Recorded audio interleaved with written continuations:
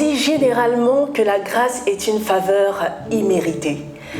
Notre invitée de ce jour est la preuve. Elle est justement victime de cette grâce de Dieu qu'elle a personnellement expérimentée dans sa vie. Pardonnez mon impolitesse, chers téléspectateurs, bonsoir, bonjour, que Dieu vous bénisse, shalom, merci encore d'être scotchés derrière vos petits ou grands écrans pour cette nouvelle édition de votre émission L'heure du parfum. Vous le savez, tous les vendredis à partir de 17h, c'est votre émission qui vous accueille et vous réserve une conversation intime, plein de confessions, mais surtout plein d'encouragements. Et notre invitée de ce jour, comme je vous le disais, c'est une dame à respecter, une dame respectable. Je ne vous en dirai pas plus. Vous aurez plus d'informations sur cette première rubrique. On y va tout de suite pour le flashback.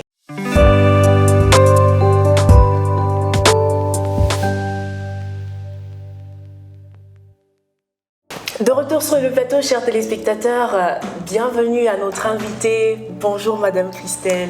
Bonjour. Merci d'avoir accepté notre invitation. Je vous en prie, c'est un plaisir. C'est un honneur pour nous surtout. Pour moi aussi, hein, vous savez, allez bien? À chaque fois qu'on a l'occasion de glorifier Dieu, oui.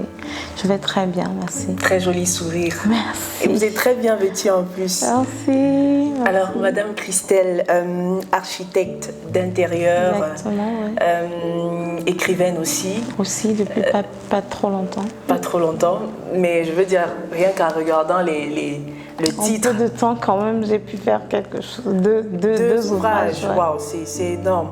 Libre des chaînes de l'avortement. En tout cas, on va en revenir tout à l'heure. Ok. 15 ans de mariage.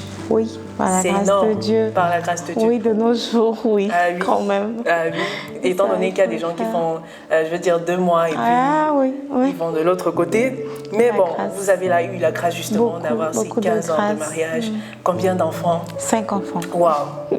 5 enfants. Comment est-ce qu'on fait déjà? C'est quoi la formule? J'ai envie de dire la formule magique. La formule, elle est divine, elle est céleste. Vraiment, je peux pas... Il n'y a pas de formule en dehors de Dieu, je pense. Ah. Ok. En tout cas, moi, ma formule, c'est Dieu. C'est Dieu. Super.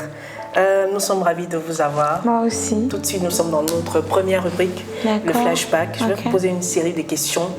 Vous allez répondre vaguement, donc n'entrez pas trop dans les détails. La première question, vu que vous êtes écrivaine justement, si votre vie était un livre, quel titre? La stérile enfante. Waouh. On va y revenir pour le pourquoi. Vous vous définirez comment en quelques mots? Madame Christelle. Je me définis comme quelqu'un qui vit qui est la matérialisation de la miséricorde de Dieu. Matérialisation de la miséricorde de Dieu. Je suis la miséricorde de Dieu personnifiée en fait. Ok. Ouais. Ok. Que représente l'année 2011 pour vous? Alors 2011, c'est l'année où j'ai dit oui au Seigneur Jésus. Ok. Ouais. Comment ça se passe? Je suis en quête d'enfantement, je cherche des solutions et puis on me parle de Jésus. Puis je décide de lui dire oui. Ok. Un événement de votre vie que vous n'oublierez jamais? L'avortement. D'accord. Tout de suite, on embarque pour notre deuxième rubrique En vérité, en vérité. À tout de suite.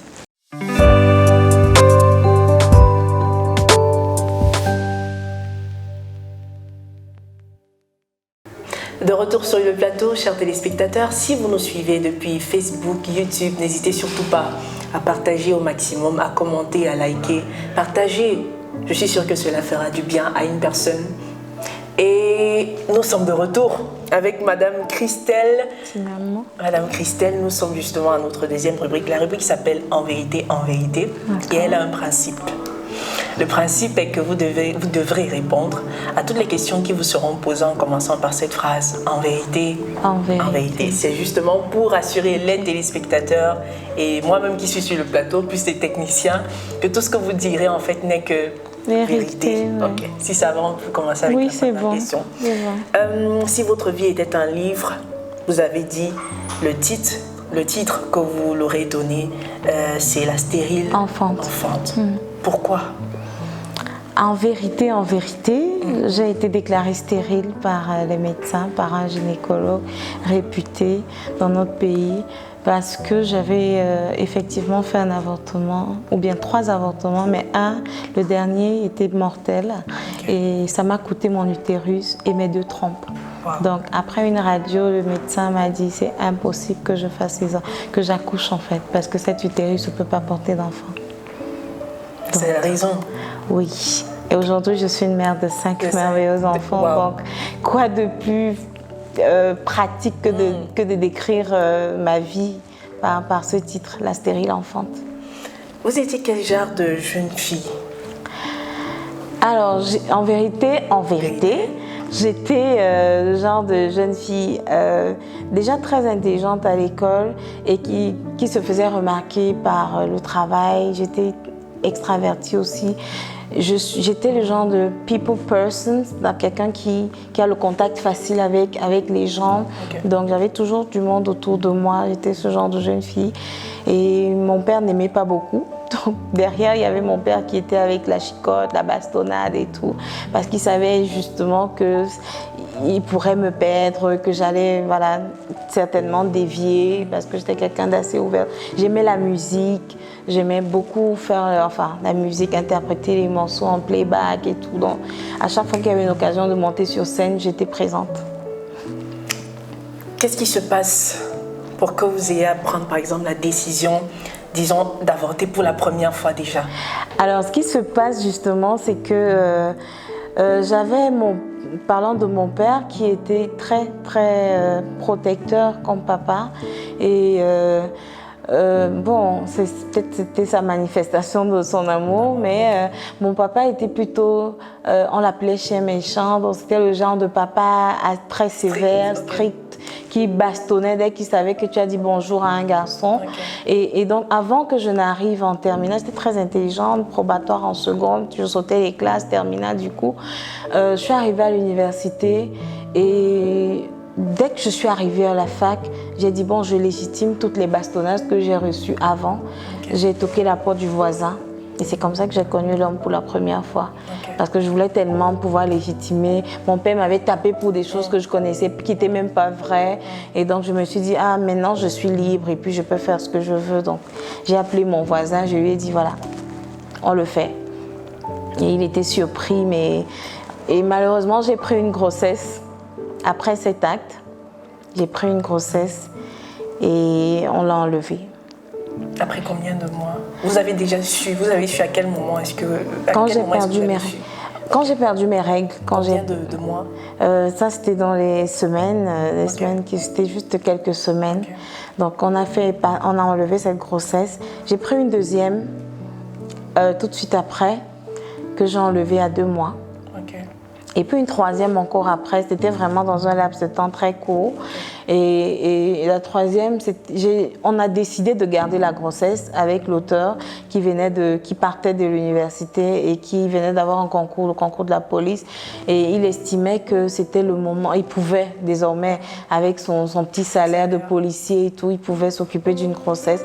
Donc on s'est accordé de garder la grossesse. Et puis il vivait aussi déjà un peu de culpabilisation, se dire qu'il a déjà fait 2 meurtres, donc là c'est bon. Donc on a gardé, j'ai décidé de garder, mais 5 mois après, j'ai gardé la grossesse pendant 5 mois. J'avais même commencé les prénatales. Et à 5 mois, j'ai la concierge de ma mini-cité, la mini-cité dans laquelle je vivais, qui était comme une grande sœur. Et une aînée, bon pas de ma famille, mais une grande sœur à qui mon père m'avait confié, genre quand il n'est pas là, parce que mon père venait les vendredis de Douala, j'étais à l'université de Boya, il voyageait les vendredis et il repartait lundi pour aller au travail, juste pour se rassurer qu'il n'y a pas de garçon qui tourne autour. Donc à 5 mois, toute la cité parlait de ma grossesse, ça se voyait, ça chuchotait partout quand je passais. Et donc cette grande sœur a pris sur elle de venir me dire, je ne peux pas te laisser accoucher de cet enfant parce que ton père va me tuer. Et c'est elle qui m'oblige pratiquement, j'avais 18 ans à peine, à aller chez un laborantin, un technicien de laboratoire qui avait un laboratoire d'analyse médicale. Et c'est là-bas qu'elle a demandé qu'on fasse extraire la grossesse. Et pour ne pas pour que le praticien ne résiste pas ou qu'il ne refuse pas de passer à l'acte, parce que 5 mois quand même, elle a dû lui dire que c'était une grossesse de 2 mois, donc elle a menti en disant que c'était une grossesse de 2 mois. D'abord parce qu'elle ne voulait pas qu'il prenne cher, que ça coûte cher, et elle ne voulait pas non plus qu'il refuse de prendre le risque, parce que 5 mois, personne n'a envie de prendre ce genre de risque. Mais le monsieur, il était dubitatif, il dit que mais vous êtes sûr que c'est juste 2 mois, et puis elle est déjà toute, elle lui a dit non, c'est 2 mois, c'est ma petite soeur, elle est précoce, c'est comme ça qu'elle est et tout. Mais le monsieur qui n'était pas sûr a dit bon, ce que je vais faire, tu vas monter sur la table, je vais ouvrir le col de l'utérus et puis je vais te donner les médicaments. Quand tu vas rentrer dans ta chambre, la grossesse va sortir toute seule.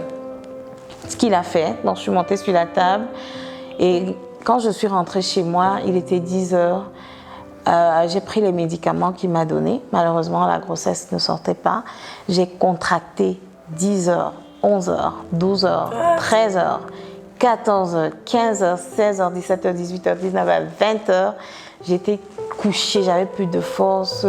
Je contractais vraiment comme une femme qui accouche, mais rien ne sortait.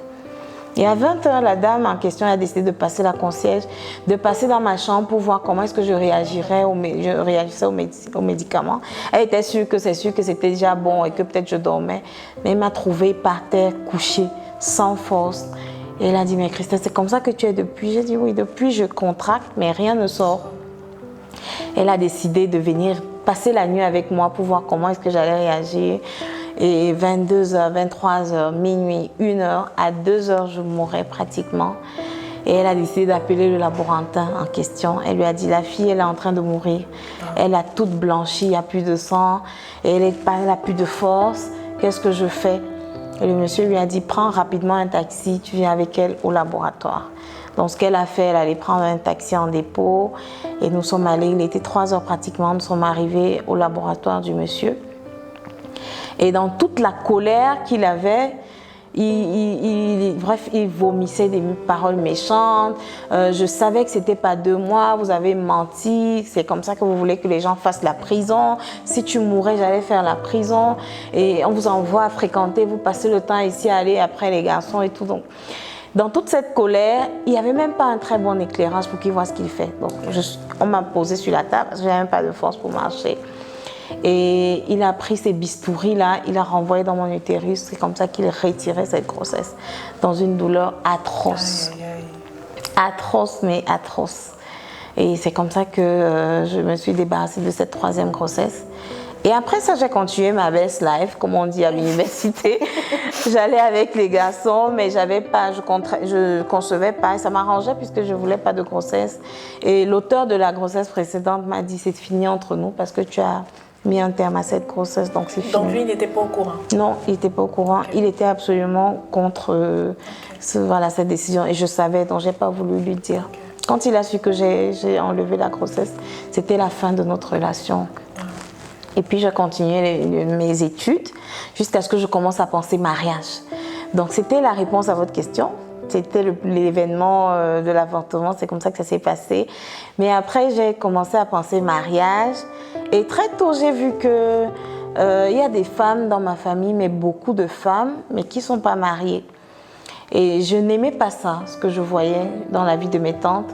Et puis toute seule en moi, je disais que moi je veux pas ressembler à telle tante, je veux pas, moi je veux vivre une vie de famille normale avec un mari, des enfants, aller à l'église avec mes enfants, manger à table et tout. Je vivais un peu ce rêve en moi.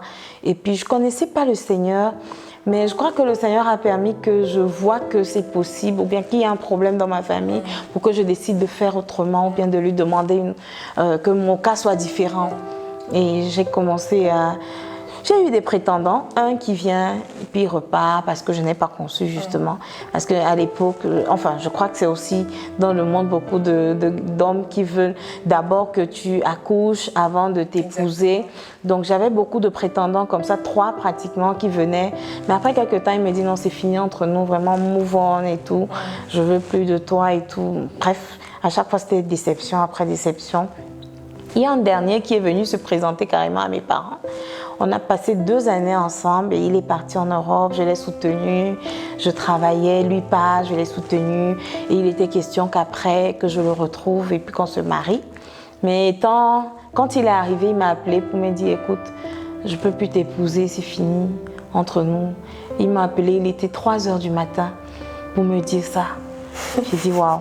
En fait, on s'appelait la nuit, toutes les nuits, parce que la communication était moins chère la nuit. Donc, c'est moi qui l'appelle avant, dans les cours de minuit et tout. Et je me rends compte qu'il est... Il n'est pas seul parce qu'il court dans la douche répondre. Et je sens les coups dans la douche. Et puis je lui dis, pourquoi tu réponds de la douche? Pourquoi tu réponds? Pendant que je lui pose les questions, j'entends la voix d'une femme, une blanche quoi, européenne certainement derrière lui. Et puis je dis, attends, tu es en train de me tromper là. Et puis il raccroche, il ferme son téléphone. Donc il me rappelle à 3 heures, quand j'étais déjà sûre qu'il m'a trompée et tout. À 3 heures, il m'appelle pour me dire, écoute, en fait, move on. Vraiment, c'était pour te dire même que je ne peux plus continuer, je ne vais plus t'épouser et tout. Donc, c'était fini. Pour moi, c'était une déception de trop. Et j'étais un peu fatiguée, j'ai commencé à pleurer, pleurer. Je suis rentrée, arrivée au salon, j'étais encore chez mes parents, je suis arrivée au salon et j'ai allumé la télé. À l'époque, pour moi, tout ce qui n'était pas catholique n'était pas du tout de Dieu. Et donc, je ne pouvais pas, à l'époque, c'était le câble. Donc, la chaîne que tu laisses la veille, c'est la même que tu vas trouver. Donc, personne chez nous ne pouvait avoir laissé une chaîne chrétienne comme ça avant de partir. Donc, quand j'arrive devant la télé à 5h30, j'allume la télé et c'est une chaîne chrétienne. Et l'homme de Dieu me dit en face, wipe your tears, c'était un anglophone. Wipe your tears, my daughter. This man is not your husband. Ask your husband to God in fasting and prayer. De la télé. What? Et pendant qu'il parle, j'essuie mes larmes. Et puis je dis, mais il parle à qui? Je regarde à gauche et à droite. Il dit, I'm talking to you. Oh God. Et puis j'ai dit, non. Là, vraiment, c'est sûr quoi. Il s'adresse à moi. Wipe your tears. I'm talking to you. Why look left and right? I'm talking to you. This man is not your husband. Ask your husband to God in fasting and prayer. J'ai dit, wow. Ça, c'était mon message. Et puis je dis, ok. Je me mets à jeûner et je vais acheter une alliance. Et ce jour, je rentre, quand j'achète l'alliance chez le bijoutier, je rentre. Je dis, Seigneur, pour le moment, c'est toi mon époux, Jésus, jusqu'à ce que tu trouves l'homme qui va remplacer cette alliance. Vraiment, je le disais comme ça, comme un bébé, de manière naïve. J'ai décidé juste de faire confiance à ce Dieu dont on m'avait parlé à la télé. Et j'ai dit à mes copines qui se moquaient de moi, mais comment toi tu demandes le mari? C'est toi qui mets l'alliance au doigt. C'est paradoxal, ça porte la poisse. Quand les hommes vont voir, ils vont te fuir et tout. Mais j'ai jeûné 30 jours. Et je disais, ah, tant pis, vraiment, moi, je suis même fatiguée des hommes là. Si ce n'est pas Jésus qui remplace là, je vais même rester avec cette alliance là comme ça. Et le 30e jour de ce jeûne, bon, c'est tombé à la même période du jeûne des musulmans. Du coup, j'ai flow avec eux. J'ai dit, bon, en même temps, les musulmans jeûnent, donc je n'étais pas seule dans le truc. J'ai commencé à jeûner comme ça. Et j'ai rencontré mon mari le 30e jour. Wow. J'avais un appareil photo gâté, je voulais le dépanner. J'ai pris le taxi un samedi pour aller arranger mon appareil photo. C'était à Douala à l'époque. Et quand j'ai fini et j'attendais le taxi en route. Et dans cette zone-là, il y a aussi que les personnels viennent souvent porter les taxis. Il n'y a pas que des taxis jaunes. Donc il y a aussi les personnels qui de temps en temps portent les gens. Et j'attendais le taxi, il est venu garer. À l'époque, je travaillais dans les assurances, donc j'étais commerciale vie dans une compagnie d'assurance. Et je suis rentrée dans la voiture en même temps que plusieurs personnes, 4 personnes derrière notamment.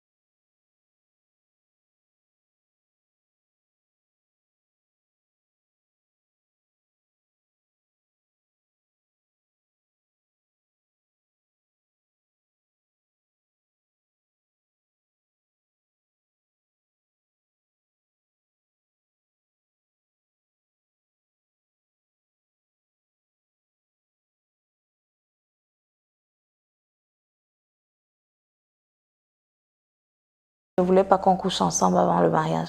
Je trouvais ça bizarre, que ça existe encore les hommes comme ça. Et je l'ai violé un jour pratiquement. J'ai dit, tu es sûre que tu es normal? Attends, tu es sûre? Il faut que je vérifie. Je suis rentrée dans sa chambre, j'ai fermé la porte et puis j'ai dit non, vraiment, tous les gens se voient, je suis normale, c'est quelle histoire ça? Donc après, j'étais un peu fatiguée, ça traînait. Je lui ai dit vraiment, si ça va pas donner, autant se séparer. Et puis il m'a dit, prenons un temps de jeûne et de prière, on va prendre 9 jours, on va prier à minuit, toi chez toi, moi chez moi. Et on s'appelait à minuit, on priait ensemble. Et la prière, c'était pour que le Seigneur nous donne la direction et qu'il confirme vraiment si on est fait pour... Voilà. Et après 9 jours, il me dit, tu sais quoi, je veux qu'on aille voir mon père à Fumban. Et si mon père dit que... Parce que depuis 2 ans, sa mère disait que c'est ton père qui ne veut pas que tu épouses la fille. Okay. Donc, il dit, je veux qu'on aille voir mon père. Et si mon père te voit et qu'il est convaincu, parce que depuis, on me dit qu'il dit, mais s'il te voit et qu'effectivement, il dit non, ne l'épouse pas, on va arrêter. S'il te plaît, donne-moi cette dernière occasion. Et donc, on a voyagé, nous sommes partis à Fumban. Il n'a pas dit à sa mère qu'on arrivait. Donc, quand je suis partie, sa petite sœur qui vivait encore chez eux et qui me connaissait parce qu'elle venait passer les vacances chez son grand frère en ville à Douala. Elle me connaissait pendant les vacances, je lui apprenais à faire les crêpes, on passait du bon temps ensemble et tout, c'était sympa. Donc sa sœur qui était dans la maison, qui nous a vu venir par la fenêtre, a crié, tonton est arrivé avec Tata Christelle, et sa mère a entendu. Elle ne savait pas que je venais. Et elle est sortie toute furieuse que pourquoi son fils est venu avec moi là-bas alors qu'elle a refusé depuis. Et elle est partie, elle est sortie de la maison par l'arrière. Et nous sommes rentrés, on a porté tout ce qu'on avait apporté, j'avais fait à manger. Et quand on arrive, mon mari dit, mais maman est où? Ah, elle était là, on était ensemble. Mais quand j'ai même crié, quand vous êtes arrivés, elle était là. Et puis il a compris. Moi, je ne comprenais pas parce qu'il m'a caché jusqu'à quel point c'était fort. Mais il m'a dit, allons directement dans la chambre de papa. Donc, on est allé voir son père. Il allait saluer son père. Il dit, je suis venue avec la fille que je veux épouser depuis pratiquement 2 ans. Mais on m'a dit que tu refuses. Est-ce que tu peux la voir? Il dit, oui, viens avec elle. Donc, quand je suis entrée, je suis venue avec la bouffe. Enfin, j'avais déposé d'abord. Je suis entrée, je l'ai salué. Il me l'a présentée. Et puis, il a dit, je suis avec elle depuis 2 ans. Et on me dit que tu ne veux pas que je l'épouse. Je voulais quand même que tu la vois avant de dire que, voilà. Il me dit, moi, ça fait 2 ans que je demande si tu n'as trouvé personne à Douala depuis que tu travailles, tu n'as personne. Depuis, je demande. Et puis, il dit, enfin, il disait ça en patois, hein, moi, je ne comprenais pas très bien. Et il dit, non, je veux bien sûr. Est-ce que je peux la toucher? Parce qu'il était déjà fatigué et tout. Et un peu à vue, il ne voyait pas très bien. Donc, il a touché ma main. Et quand il m'a touché, il dit, mais je veux bien que tu l'épouses. Et puis son père de lui dire, et son fils lui dit, mais tu es sûr que tu veux que je l'épouse? Si tu le veux, elle a fait à manger, elle a apporté à manger. Et tu veux que je l'épouse, mange de sa nourriture. Et puis, ma fille nourrit, moi, je n'attendais que ça. Et je le nourris comme un bébé, je le nourris, légumes, poissons, igname, tout ce que j'avais fait. Il a bien mangé, après il a dit c'est bon. Quand il a fini de manger, il a dit à son fils de me dire d'attendre au salon, il veut lui dire quelque chose. Non, avant de me dire de partir, il a tenu nos 2 mains, il nous a bénis. Okay. Il a dit je vous bénis, allez vous marier. Il a pris la main de mon mari et la mienne et il nous a bénis. Et puis il dit à son fils que j'attends dehors. Donc je suis allée attendre au salon, le temps qu'il lui donne les directives. Écoute, je suis déjà fatiguée, ne perds plus de temps à cette fille. Vraiment, il faut que tu te maries, que tu fasses tes enfants aussi plus vite et tout. Tu travailles déjà. Donc. Et donc il disait, appelle ton frère, je veux leur parler au téléphone parce que mon beau-père était polygame. Et mon mari est le fils de la 2e femme. Donc il voulait qu'il appelle toute la famille pour leur dire que voilà, il a déjà béni et qu'il est OK pour que leur frère m'épouse. Ce qu'il a fait pendant que j'étais assise au salon. Et la mère a débarqué quand j'étais assise au salon. Elle n'a pas su tout ce qui s'était passé avant. Okay. Elle a débarqué, elle est revenue, elle m'a trouvée au salon. Qu'est-ce que tu fais là? J'ai refusé ce mariage. J'ai refusé. J'ai dit, waouh. J'ai commencé à pleurer, j'ai fondu en larmes. J'ai dit, mais pourquoi il m'a caché ça? Jusqu'à quel point la mère ne voulait pas. Elle a dit, j'ai refusé. Même le père qui est couché là-bas dedans, il avait refusé ce mariage. C'est lui qui a même refusé. Elle ne savait pas qu'il venait de nous bénir. Et donc, quand mon mari entend quand même le pas, il sort. Et puis il dit, mais c'est quoi cette histoire? Pourquoi tu lui parles comme ça? C'est moi qui suis venue avec elle. Voilà, je ne veux pas que tu lui parles. Si tu as quelque chose à dire, dis-moi. Mais en tout cas, pour faire une économie de l'histoire, on a passé la nuit. Moi, je pleurais, j'ai même pratiquement pas dormi. J'étais assise, que pardon, Fumba Nedouala, montre-moi la route, je ne suis jamais arrivée ici. Si je savais où prendre le bus, je serais partie. Jusqu'au matin, je suis partie, on allait saluer le papa. Et nous sommes rentrés quelques jours après, il est mort. Quand il est mort, mon mari m'a dit tout ce que j'attendais. Il allait mettre le corps à la mort. Il est venu voir mes parents, il a pu tarder, puis on a programmé la dot et tout. Il ne voulait plus avoir le consentement des autres, et tout, de sa mère notamment, parce que les autres savaient déjà. Et on s'est mariés. Quelques mois après, on s'est mariés. C'était pas facile. La mère n'est pas venue au mariage. Elle a dit à ses filles, ne venez pas, celui qui va, je la maudis. Tout. Bon. Ses sœurs ne sont pas, ses grandes sœurs notamment, ne sont pas venues. Quelques petites sœurs, parce que c'est lui qui les payait l'école, sont venues. Mais moi, jusqu'au mariage, il me disait toujours que non, elle arrive, elle est en route. Donc, chaque fois que je m'inquiétais, parce que je disais que je ne peux pas quand même aller à un mariage où ma belle-mère... Non, il me disait non, elle arrive, elle a dit qu'elle arrive, elle a dit qu'elle arrive jusqu'à quand? Donc, on s'est mariés, mairie, on a fait la dot, la mairie à l'église le lendemain. Et après, tout de suite après, maintenant, vu que je savais que j'ai un problème, je ne savais pas que je suis stérile. Mais je savais que j'ai un problème parce que j'avais déjà des prétendants qui m'ont chassée avant, parce que je ne concevais pas. Donc j'ai commencé à stresser, j'ai dit, s'il te plaît, est-ce qu'on peut adopter? Premier jour, pendant la lune de miel. Madame Christelle, oui. On va garder le suspense et on se reprend juste après. D'accord.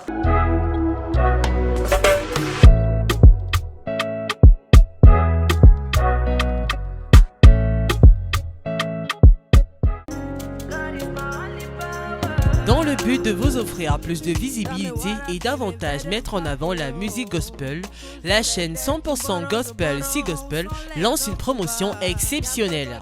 À partir de 25 000 francs CFA, faites vos spots publicitaires et vos promotions musicales chez nous, une œuvre magnifique qui n'attend que vous. Si l'offre vous intéresse, contactez-nous au 650 98 52 00 ou via nos réseaux Facebook et Instagram Si Gospel. Parce que chanter, c'est prier 2 fois, faites rayonner la gloire de l'Éternel. Il va m'arranger, il va me positionner.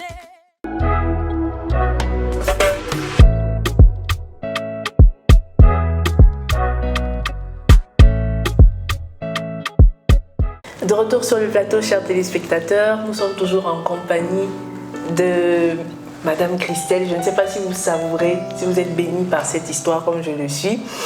Madame Christelle, on va suspendre le suspense. D'accord. On s'est arrêté au niveau de l'adoption. Donc vous avez proposé à votre mari d'emblée, vous n'avez même pas attendu. Voilà. Donc, jeune mariée, j'ai même pas savouré la lune de miel, alors que mon mari voulait qu'on aille, qu'on profite et tout, mais j'étais là derrière lui, il faut qu'on adopte, il faut qu'on adopte. Et puis mon mari, ok, si ça peut te faire plaisir. Il était délégué médical, donc il connaissait pas mal de formations sanitaires. Il a commencé à aller de maternité en maternité à Douala, dans les hôpitaux, pour dire qu'écoutez, s'il y a une femme qui accouche et qu'elle abandonne, ma femme a besoin d'enfants. Et elle va stresser moins, parce que si elle s'occupe d'un bébé, elle va stresser moins et puis elle va concevoir. Je crois qu'elle est bloquée à ce niveau. Il ne connaissait pas mon histoire, je ne lui avais pas dit. Et une fois, il y a une jeune dame qui a accouché à la Quintini et son enfant était prématuré. On nous a appelés et j'ai dit à mon mari, allons-y rapidement. Parce qu'elle a accouché, elle a dit qu'elle allait appeler sa mère et elle est partie, elle n'est plus jamais revenue. Donc nous sommes allés, on a acheté du lait, les médicaments pour s'occuper de cet enfant-là. Et puis j'étais sûre que ça va être mon premier enfant, donc tout le temps j'étais déjà très enthousiaste de l'avoir. Et quand il a eu un point normal, la nourrice de mon mari l'a pris parce qu'elle elle était major à la Quintini justement. Elle avait un peu comme le pouvoir. Donc elle a dit non, je vous le prends, ce sera mon enfant de la retraite. Parce que ses enfants étant déjà grands, ils sont partis de la maison, elle était seule. Donc elle a dit non, celui-ci sera mon enfant de la retraite. Et jusqu'aujourd'hui, c'est mon premier fils, mais il vit avec elle. Il vit avec elle. Donc après, j'ai ressombré à une sorte de dépression et que j'ai dit non, ça devait être mon enfant et tout. Cherchons encore. Mon mari a recommencé à chercher. Les gens disaient que mais vous venez de vous marier, c'est quelle histoire ça? Et puis il disait non, vraiment si ça peut lui faire plaisir, si vous trouvez, on va prendre. Et nous étions à Douala. Après, nous sommes arrivés à Yaoundé. Quand nous sommes arrivés à Yaoundé, on a déménagé parce que mon mari, leur boîte a été vendue et la nouvelle boîte qui a racheté leur société avait proposé de couper leur salaire en deux. Et mon mari n'était pas d'accord pour les nouvelles clauses, donc il a eu une opportunité d'entrepreneuriat. Il avait entrepris avant, donc il s'est dit non, je ne veux plus le salariat, je vais à Yaoundé. Et moi, j'ai demandé l'affectation, on a refusé. Donc moi aussi, j'ai démissionné de l'entreprise et nous sommes arrivés à Yaoundé ensemble. Étant à Yaoundé, on s'est lancé dans les affaires à deux, on travaillait ensemble. On travaille toujours ensemble de toutes les façons.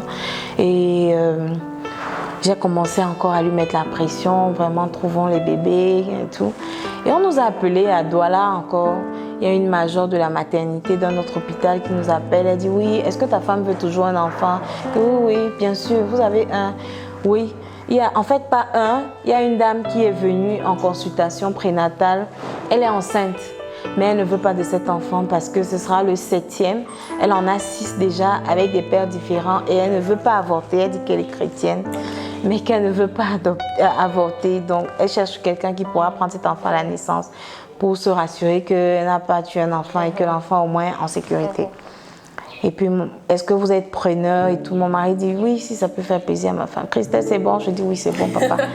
Et tous les mois, on payait les consultations prénatales pour la dame. Quand elle arrivait en consultation, au départ, la major elle-même n'a pas voulu, la sage-femme n'a pas voulu qu'on soit en contact.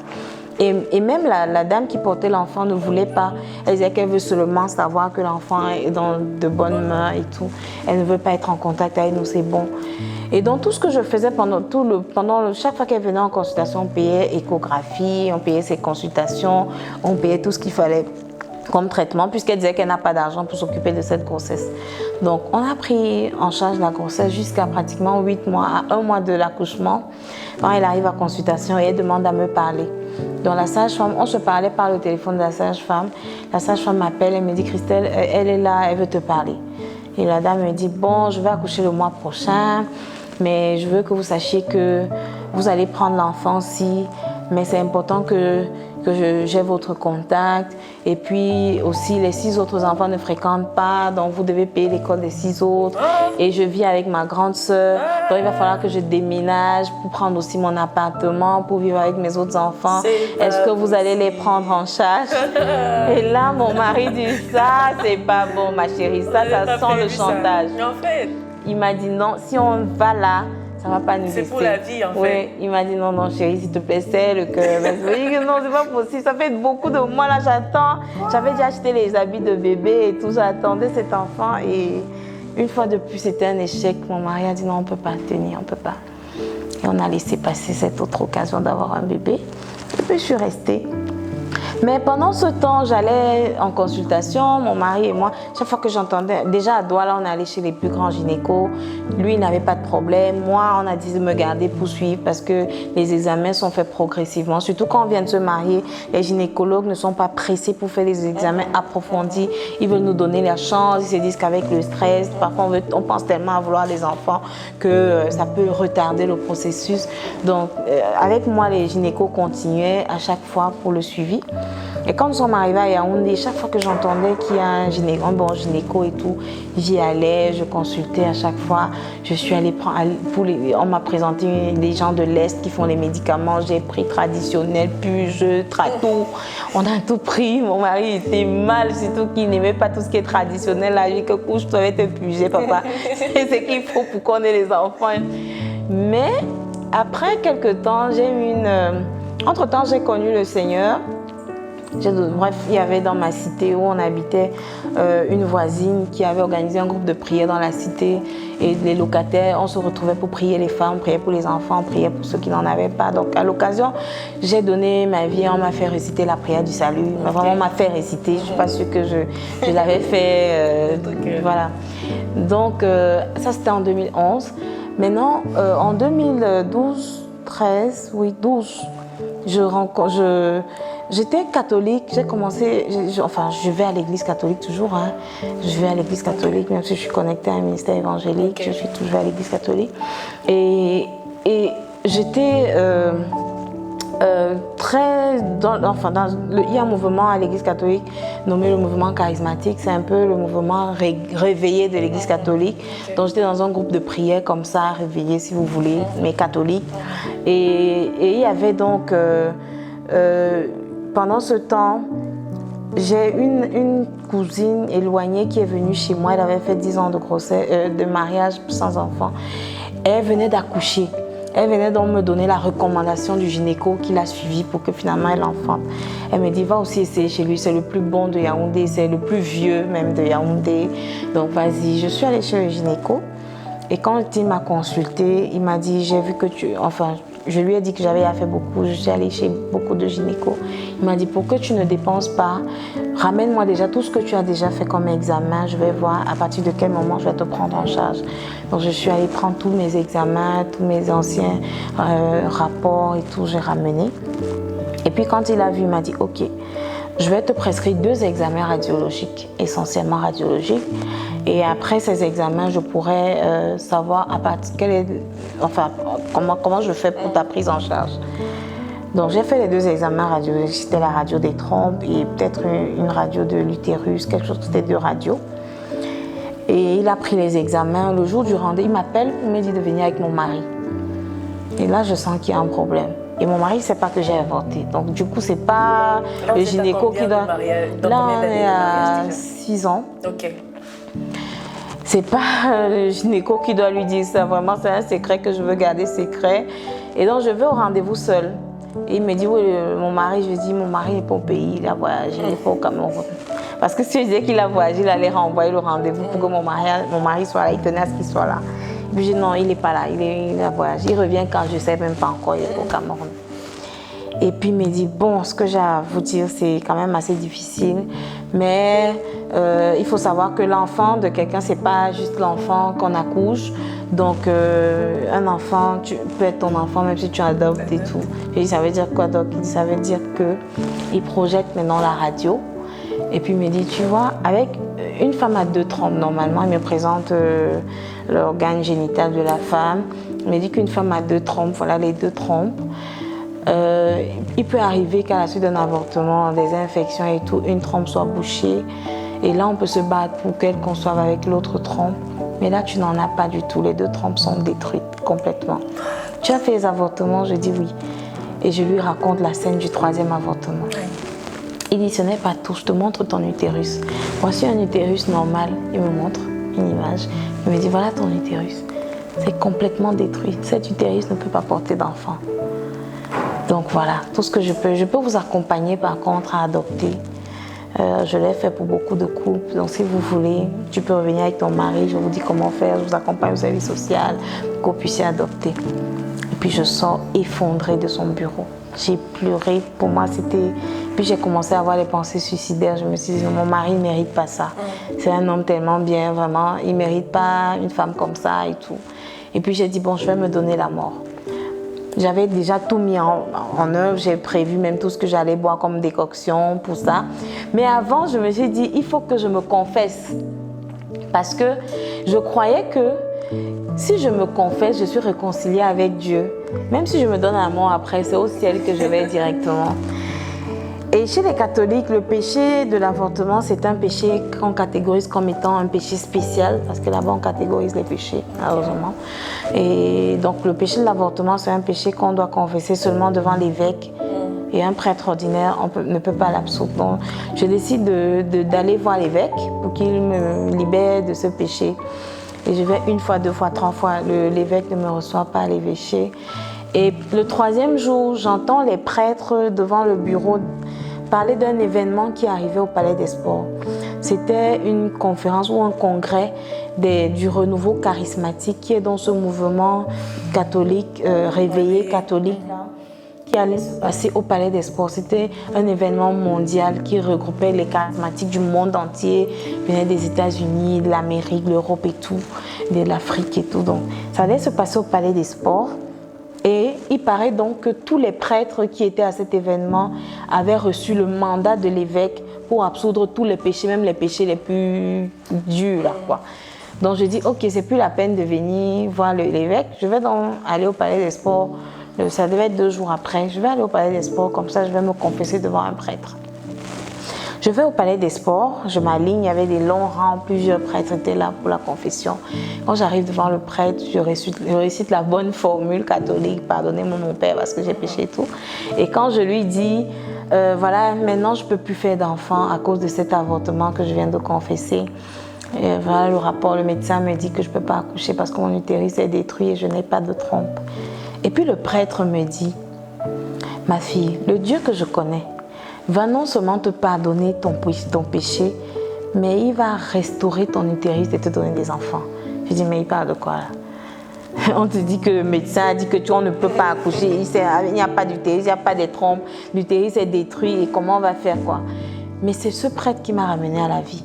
Parce que j'avais déjà préparé la potion à la maison qui m'attendait.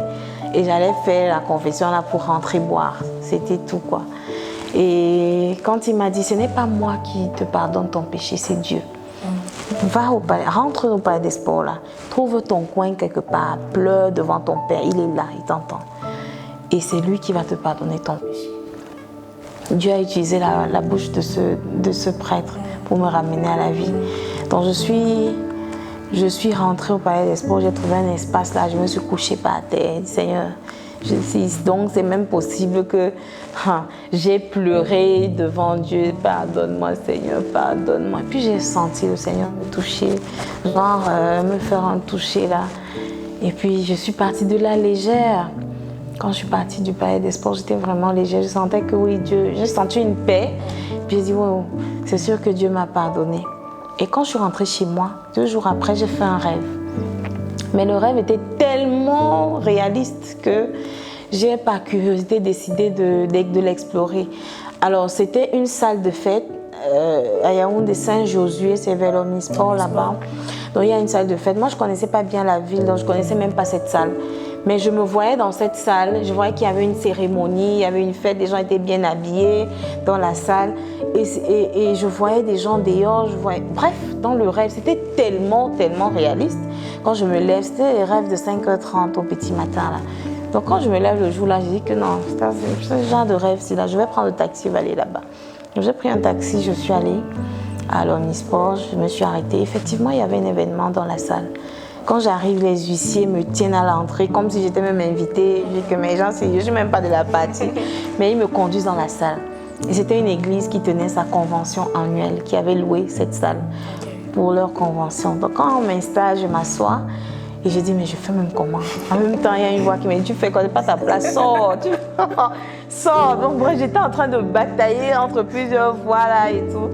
Je suis restée et quand le programme a commencé, l'homme de Dieu m'a dit, ma fille, tu es ici parce que tu cherches les enfants. Tu es à la montagne de la solution. Ici, là, tu auras les enfants jusqu'à ce que tu vas dire à Dieu, stop. J'ai dit, waouh, Dieu peut faire des choses comme ça. Et c'est comme ça que après cette convention-là, je suis restée connectée à cette église. Je commençais à y aller, je partais du boulot. Les mercredis, à l'étude biblique, j'allais là-bas. Et quand mon mari a su que j'ai changé d'église, c'était chaud à la maison. Il m'arrivait de dormir dehors. Quand je rentre, il m'a fermé. Non, c'est ma église catholique, vraiment, et tout. Et j'y allais quand même parce que là j'étais convaincue que vraiment même si c'est seulement pour me consoler là que je peux un jour enfanter. Vraiment j'avais une telle paix que tout ce qu'il faisait comme persécution ne me dérangeait pas quoi. Donc j'avais pas de problème à rentrer dormir dehors sous le froid et tout. Et ça a duré juste quelques mois jusqu'à ce qu'à l'église là il y ait un programme de 40 jours de jeûne et de prière. Et l'homme de Dieu, le pasteur dit, le programme, si le Seigneur m'a dit que c'est un programme c'est vraiment juste pour les gens qui savent que leur histoire relève du miracle, que ce n'est que Dieu qui peut descendre du ciel pour résoudre. Personne ne connaissait mon histoire jusqu'à ce moment, même pas le pasteur. Que Dieu m'a dit que ce programme-ci là, si tu sais qu'un homme peut t'aider, ne prends pas le programme-ci. Mais si tu sais que ton cas là, c'est seulement Dieu qui doit descendre du ciel, prends ce programme. J'ai dit ça c'est pour moi. Et j'ai pris le jeûne de 40 jours. Mon mari se moquait de moi. Ouais, ma femme, les églises reviennent, on t'a déjà trouvé. Prends la formater le disque de ma femme. Je ne te reconnais plus. Tu es toute maigre. Oh, je t'ai dit que si on n'a pas d'enfant, on peut adopter. Je n'ai pas de problème à ça, je te l'ai dit. Mais je ne l'écoutais pas. Pendant les 40 jours, je me levais toutes les nuits. Quand il dormait déjà, on avait 3 chambres. Il y avait une chambre que j'avais considérée comme étant mon hôtel de prière. Donc quand il dormait à minuit, je me lève doucement, je vais là-bas. Là, je pleure, je déverse le pleur devant Dieu. Je me couche par terre, je pleure. Et parfois, je m'endormais au sol, sur mes larmes, sur mes mauves, même tellement j'ai pleuré. Et c'était comme ça jusqu'au 38e jour. Au 38e jour, le Seigneur m'a visitée. Et ça, je n'ai plus jamais vécu. Tous les jours, je lui dis, reviens encore comme ça. Parce que je n'ai plus jamais eu une telle visitation.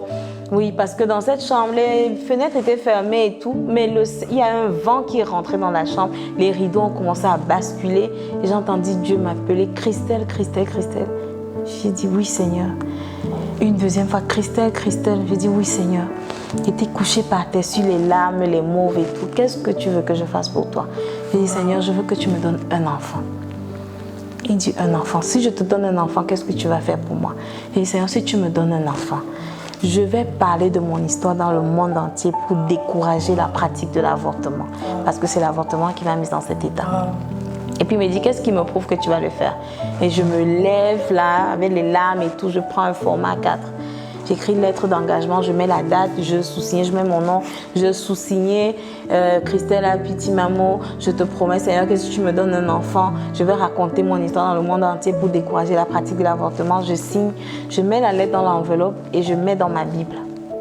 Et les 2 jours qui suivaient le jeûne, j'étais dans la louange parce que je savais que Dieu m'avait visité, quoi. Donc j'étais dans la louange, je dansais et tout.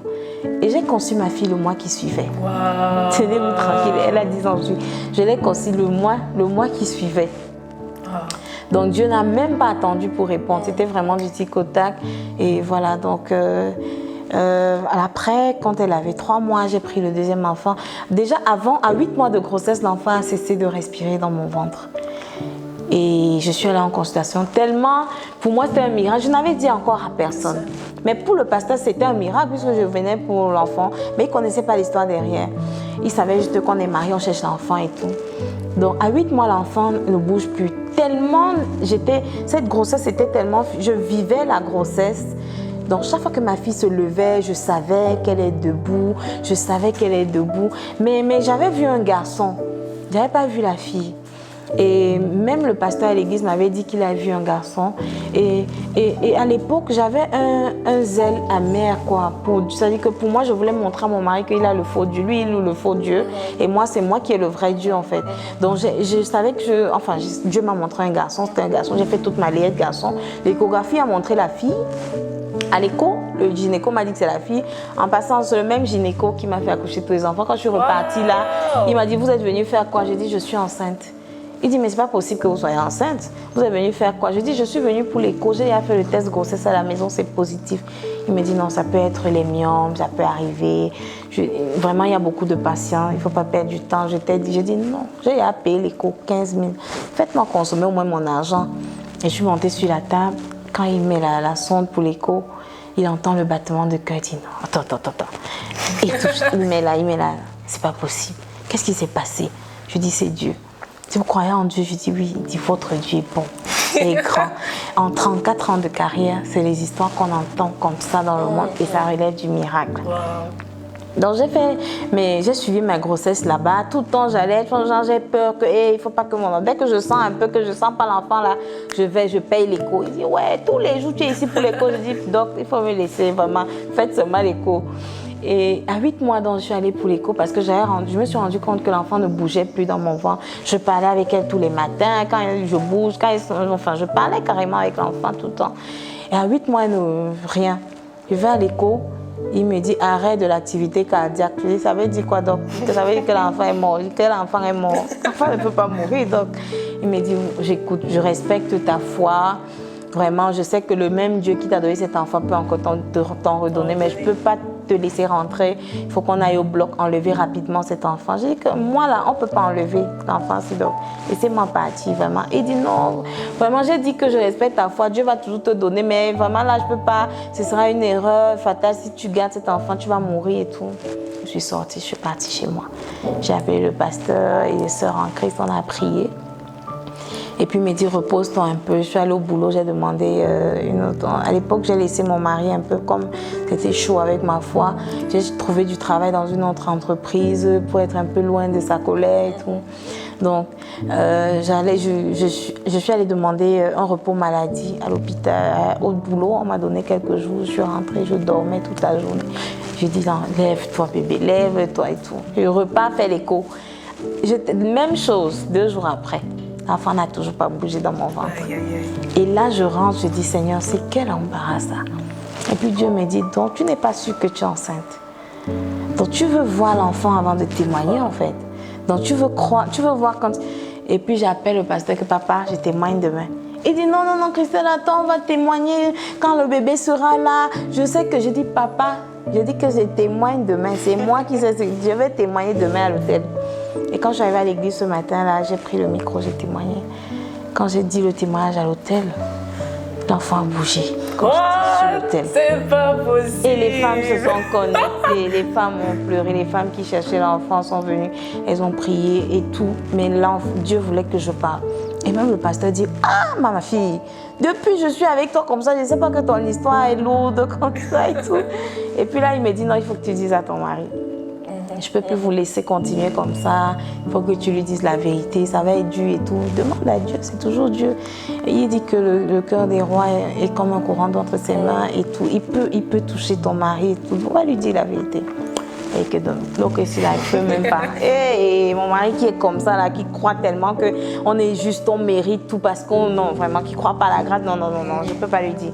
Et puis, c'est une raison de divorce de toute façon officielle. Donc, j'ai prié, j'ai pris un jeûne de 3 jours et je l'ai invité à un restaurant. Je lui ai dit la vérité. Quand je lui ai dit, il m'a dit, mais pourquoi tu ne m'as pas dit ça avant le mariage? De toutes les façons, moi je suis convaincue que tu étais ma femme. Mais c'est vrai que ce serait bien si tu m'avais dit ça parce que rien ne te prouve que j'allais toujours t'épouser après. Et c'est après. Après, j'ai accouché ma fille le mois qui suivait, ça s'est bien passé. 3 mois après, j'ai conçu le deuxième. Wow. Et quand j'ai accouché le deuxième, il avait 6 mois quand j'ai conçu le troisième. Ainsi de suite, j'ai aligné 4 enfants en 4 ans, 4-5 ans. Et voilà. Dernière question rapidement. Et c'est pas tout, j'en ai 5. Ah, 5, ok. Donc, Mais j'ai aligné 4 et puis on est passé au contraceptif. Ok. Et puis j'ai dit non, mon mari a dit non, à cette allure-là, vraiment, il faut qu'on mette les contraceptifs parce qu'on va passer le temps à accoucher, il faut qu'on travaille pour les élever et tout. J'ai commencé à prendre des contraceptifs. Et je me rappelle que ma petite soeur se mariait, je suis allée en France, je devais la soutenir pour son mariage. Et arrivant en France, je ne fais que dormir, sommeil. Ma soeur, elle est infirmière, elle m'a dit, tu es sûre que tu es pas enceinte? Je dis non, je ne peux pas être enceinte. Moi, j'ai hâte de tout caler, je ne peux même plus prendre une grossesse. Et j'étais enceinte de la 5e. Donc j'ai fait un test de grossesse, c'était positif. C'est combien de filles, combien de garçons? 2 filles, une au début, une à la fin. La dernière, c'est une fille et au milieu, 3 garçons. Waouh. Voilà. Il y a cette partie de votre histoire qui m'intrigue un peu. Oui. Le fait de vous être mariés, en fait, sans la présence de votre belle-mère. Comment est-ce qu'on fait justement pour, je vais dire quoi, braver ce rejet-là, entre guillemets, de sa belle-mère? Limite, je veux dire, il y avait ses sœurs aussi, quelques sœurs qui n'étaient pas d'accord. Comment ça se passe, étant donné que nous sommes dans je veux dire quoi, culturellement, bantou et tout, comment est-ce que ça se fait? En vérité, c'était dur. Oh mon Dieu, c'était difficile. Bon, je bénis Dieu parce que mon mari m'a d'abord caché ça, parce que je ne suis pas sûre que si je savais jusqu'à quel point ma belle-mère ne voulait pas de ce mariage, on serait mariés. Okay. Je crois que j'aurais dit non, laissons tomber. Mais il était tellement convaincu que je suis sa femme qu'il a gardé. Il me dit quand ma mère va te connaître, elle va t'aimer, ça va aller. Mais je savais que c'était plus profond que ça, quoi. Et après le mariage, pendant le mariage, je suis bien entendu triste. Entre la belle fête, le beau grand mariage qu'on m'a offert et le fait que ma belle-mère ne soit pas là, il fallait essayer d'équilibrer pour ne pas montrer aux caméras, aux autres et tout, à ceux qui sont quand même venus, que voilà, que c'est un jour heureux. Mais après, c'était difficile. Après le mariage, c'était difficile et mon mari allait voir sa mère seule. Sa mère qui a commencé à lui dire que tu as fait le choix, moi et toi c'est fini, tu as fait ton choix, tu as préféré la femme et tout. Et jusque-là, il me disait pas. Et ma belle-mère, on est à l'ouest, enfin au Cameroun ou bien chez les Bantous, on consulte aussi beaucoup les marabouts entre guillemets. Donc beaucoup de personnes dans leur famille sont allées regarder, comme on dit chez les marabouts, et on venait lui dire que une fois on lui a dit, on allait chez les marabouts, la fille là ne peut pas avoir d'enfant. Ah d'accord. Oui, on lui a dit parce qu'elle a tout enlevé. Ok. Et puis il a dit, si elle ne peut pas avoir d'enfant, on va en adopter. Ils sont encore allés consulter un autre marabout qui a dit, non, on a vu un autre qui est même plus fort. Elle aura les enfants, mais elle va t'abandonner les enfants, elle ira en Europe. Et puis il a dit, si elle m'a fait les enfants, elle part en Europe, qui paie? C'est elle, moi j'ai mes enfants. Et puis on a consulté un troisième marabout qui a dit qu'elle va te tuer. Et puis il a dit, si elle me tue, qu'elle ne reste pas mourir. Et là, on a dit non, elle t'a charmé. Avec tout ce qu'on te dit là, si tu continues, si tu insistes, c'est qu'il y a autre chose, quoi, elle t'a charmé.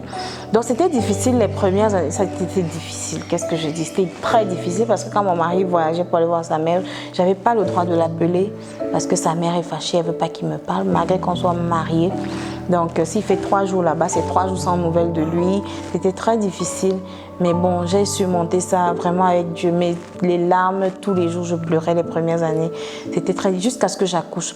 Et même quand j'ai accouché, je crois que ma belle-mère est venue me voir après que j'ai fait les 5 enfants. What? Elle n'est pas venue pour tous les autres. Mais aujourd'hui, je l'aime tellement. Aujourd'hui, on est proches. Voilà. Et puis, j'avais toujours dit à mon mari que ta mère, là, elle et moi, là, il faut laisser... Donc, oui, de plus en plus, maintenant, on se rapproche et oui, je l'aime beaucoup. J'ai appris à l'aimer aussi avec Dieu, avec l'aide du Seigneur, parce que j'ai vécu beaucoup de rejets devant. Elle ne me cachait pas qu'elle me rejetait. Quand je venais devant elle avec un cadeau, elle me dit « je ne veux pas et tout, je ne veux pas de toi ». Bref. Et puis moi, chaque fois je pleurais. À chaque fois, des belles soeurs qui te disent écoute, tu remplis, tu es là, tu prends du poids chez notre frère, tu ne veux pas faire d'enfant. Donc c'était difficile, oui. Mais maintenant, ça va, je suis la mère, tout le monde m'appelle la mère dans la famille et tout. C'est plutôt paisible, oui. Gloire à Dieu.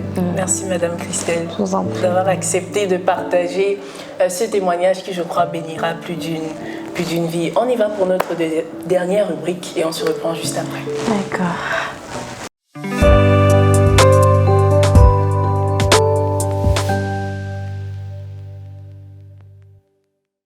Ok, alors j'ai fait une promesse, j'ai pris un engagement devant Dieu il y a un peu plus de 11 ans et j'ai dit à Dieu, Seigneur, si tu me donnes un enfant, je parlerai de mon histoire d'avortement pour décourager cette pratique dans le monde entier. Aujourd'hui, j'ai commis 2 ouvrages qui représentent la matérialisation de cet engagement que j'ai pris devant Dieu. C'est La stérile enfante, qui est un livre autobiographique qui raconte mon histoire de stérilité, comment je suis passée de la stérilité à la fécondité, à une maternité épanouie aujourd'hui. Et le deuxième que le Seigneur m'a inspiré, qui est un guide pratique, Libre des chaînes de l'avortement, qui est un livre guide pratique pour aider les personnes ayant pratiqué l'avortement, ayant financé l'avortement, ayant été complices d'une manière ou d'une autre, conseiller l'avortement, à sortir des chaînes dans lesquelles cet acte les a gardées pendant longtemps et parfois elles ne sont pas au courant en fait. Et donc ces 2 livres vont être dédicacés le 5 octobre 2024, ici à Yaoundé même, à l'hôtel Yaourt, dès 8h30, de 8h30 à 18h, à l'occasion de la première édition des conférences La stérile enfante, qui sera aussi la première édition de ce ministère que le Seigneur m'a mis à cœur pour les femmes, pour les personnes ayant pratiqué l'avortement et pour les femmes en quête d'enfantement, pour les couples en quête d'enfantement.